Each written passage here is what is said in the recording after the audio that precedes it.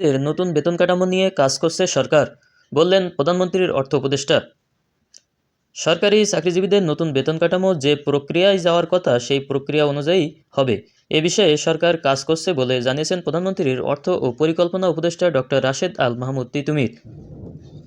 প্রস্তাবিত পে স্কেলের সুপারিশ বাস্তবায়ন প্রসঙ্গে রোববার ৫ এপ্রিল সচিবালয়ে প্রধানমন্ত্রী তারেক রহমানের সঙ্গে অনুষ্ঠিত বৈঠক শেষে তিনি সাংবাদিকদের একথা বলেন।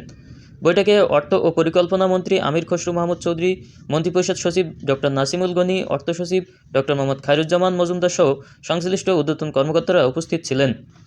বৈঠক শেষে অর্থ মন্ত্রণালয়ের ডক্টর রাশেদ আল মাহমুদ তিতুমির সাংবাদিকদের বলেন, সরকারি চাকরিজীবীদের নতুন বেতন কাঠামো যে প্রক্রিয়ায় যাওয়ার কথা সেই প্রক্রিয়ায় অনুযায়ী অনুষ্ঠিত হবে, এ বিষয়ে সরকার কাজ করছে।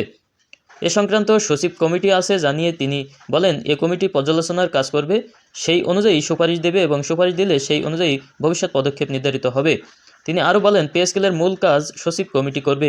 যে কোনো পে স্কেল যখন দেওয়া হয়, পে কমিশন প্রতিবেদন জমা দেওয়ার পর কাজ করে সচিব কমিটি।